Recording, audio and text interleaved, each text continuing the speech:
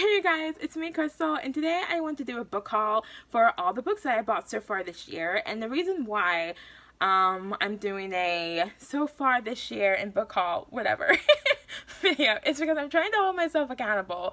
So I have a goal this year to buy no more than half of the number of books I plan on reading. So if for some reason I read more books than I planned, then I'm trying not to use that as a justification to buy more books. And the reason why I'm trying to limit how many books I'm buying this year is because I'm just one of those people, I really honestly believe that I can get on top of my TBR. That I can get to the point where my TBR is no more than like 10 or 20 books deep, max.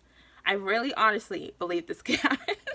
But one of the ways I can help this happen is by not buying more books than I'm reading, because that's causing, a problem. Because every year the TBR just gets bigger and bigger, and I'm like, I cannot get on top of this TBR if I'm buying more books than I'm reading. Like last year, I bought more books than I read, and I'm like, no, this ends now. Okay. So obviously I'm very excited about all of these books because I need to be like really, really excited if I'm trying to limit the total number of books I'm buying, right? Okay, so anyway, in no particular order, this is not the order I bought the books in. This is just how they're stacked on my desk. So the first book of 17 is Night Spinner by Addie Thorley. This is my Lit Joy Crate book of the month book, and it was the Once Upon a Retelling theme, and this is a story inspired by the Hunchback of Notre Dame. So I'm really excited about it, but I didn't know it was going to be this book, obviously, but I am really excited about it. So I kind of sometimes have waffled about counting this book, and ultimately I decided that everything should count, because it's like, even if the book was 100% free, if I bring it into the house, then that counts. I'm not going to count library books because I'm not planning on getting that many library books.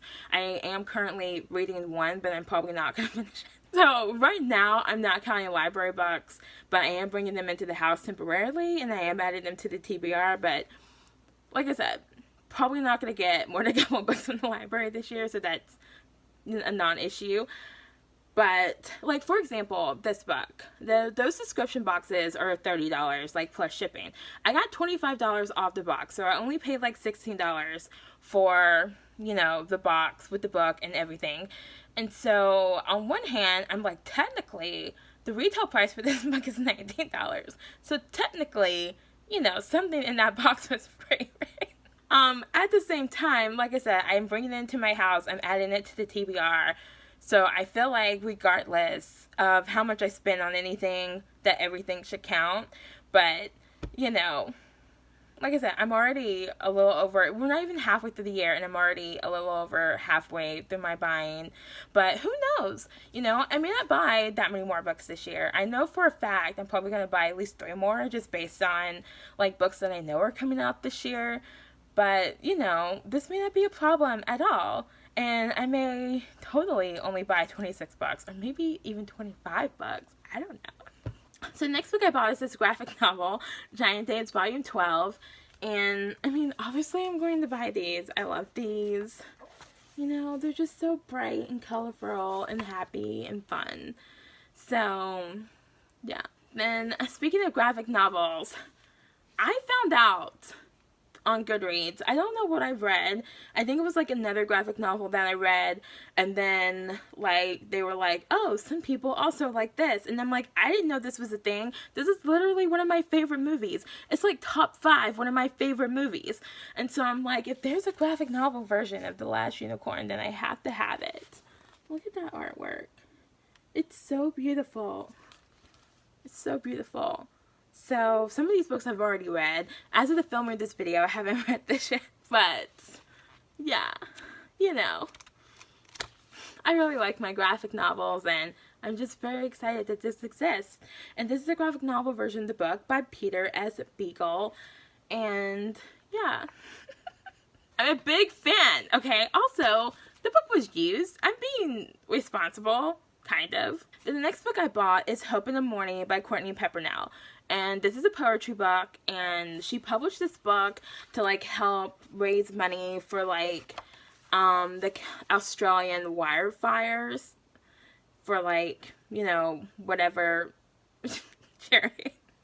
And so I was like, does this book count? Because technically it's for charity, but like I said, so far I'm counting everything. But yeah, I already read this. It's beautiful, but you know, it's very small. So speaking of Courtney Pepper now, she came out with this book in March, I Hope You Stay, also poetry, and yeah, you know, I really like her poetry, so of course I was going to buy this when I saw that it was coming out. So look how shiny that cover is. So next I picked up this Stories of Edgar Allan Poe manga classics, and I don't know why I decided to pick this up, but this is just going over different like Edgar Allan Poe stories in manga format, and this was just a book that was on my to buy list, and I decided to go ahead and buy it. And so the stories that are translated in here are The Telltale Heart, The Cask of Amontillado, which is my favorite Edgar Allan Poe story, and The Fall of the House of Usher, which is my least favorite Edgar Allan Poe story, and then The Mask of the Red Death, another favorite. I think my second favorite, or tied for first place favorite, and then The Raven. Who doesn't love The Raven? So all of those are in manga format, and I'm excited. I'm not excited about this creepy skull on the back. It's also on the spine, but I'm surprisingly not looking at it all the time, so that's good. So I saw this on Jessie the Reader's channel, and this is like one of my new favorite books in the entire world. So this is like, you know, a little comic book. It's Strange Planet by Nathan W. Pyle, and it's like aliens like having human experiences, often for the first time, and they have like cute little alien names for everything. It's just so cute. It's so cute and it's so funny, and you know, so we have things like this, and I just love this so much. So this is totally worth a spot on my books that I'm buying this year. Like, if I had 5 of these, it would all be worth it. It's so cute.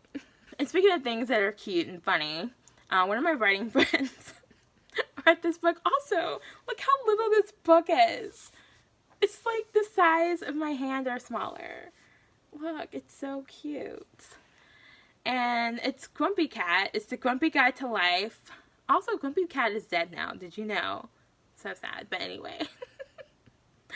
And yeah, it's like, you know, Grumpy Cat being, you know, sarcastic and hating everything. And I just love it. I just love it.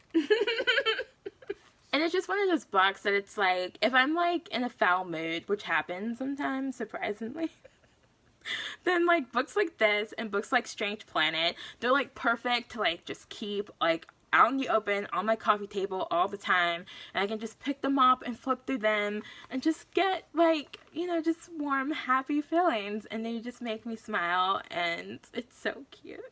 So, okay, so these next several books are graphic novels. And the first one is Frostbite by Raquel Mead, and it's adapted by Lee Dragoon and illustrated by Emma Vicelli, I think is how you say their names. And I read The Vampire Academy last year, and for some reason I misread like a review that somebody had left on the book when they said the rest of the series was canceled. I wrongfully assumed that they meant like books 2 through 6, but they just meant books 4 through 6. And so I'm like, no, I have to know how things continue because I'm like obsessed. And I watched the Vampire Academy movie and I love it. And I bought it and I just love it. So, I found out because Amazon recommended it to me. So like these last set of graphic novels that I'm going to show you, they were like, oh, you like graphic novels? Well, you bought Vampire Academy. Do you want to buy Frostbite? And I'm like, I can buy Frostbite? Why didn't anyone tell me? So, yeah. And it's so good. Okay. I'm like, a fan. And yeah, I'm gonna, okay, I'll get to that in a second. But anyway, yes, vampires, action, angst. It's just so good. And so, of course, I got Shadow Kiss. Now, again, I'm being responsible. Both of these books, you know, are used. And they're in really good shape.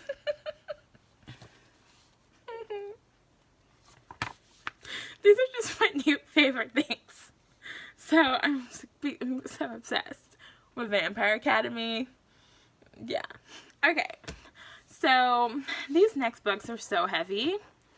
So I've been wanting to read a Game of Thrones, and the first book is super long, and it also has 1,000 point of views.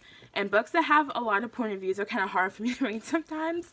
So I saw that these existed, probably through Amazon recommendations again. And so all these 4 books are a Game of Thrones in graphic novel form. So all of these books are book 1. And so we kind of have this kind of like, you know, kind of, I don't know if it's like gritty, like dark. Here we go. Look at that. So we have this amazing artwork. And I've already read the first one, and it's really, really good. So I'm really looking forward to reading the rest of the book. In graphic novel form, and then, you know, maybe one day I'll try to read, like, the book, because for some reason, reading these graphic novels, it makes me excited to, like, see what I missed, you know, by, like, because you can tell, like, you're missing something, but they're also doing a really good job. Like, I thought the Vampire Academy graphic novels, I thought they did a pretty good job with them. But I don't know what I'm missing, so maybe. But I did watch the show, and so I think these books so far are doing like a really good job. And yeah. So I have this one, and this one, and volume 3, and volume 4. So far I've gone through 14 books, and I have 6 more to show you. So the reason why this is 17 and not 20 is because I technically already had 3 of these books. And so I decided I wanted to read the entire series. So we'll see how long it takes me to get through the entire series. But I decided I wanted to read the entire series because it's my new favorite thing.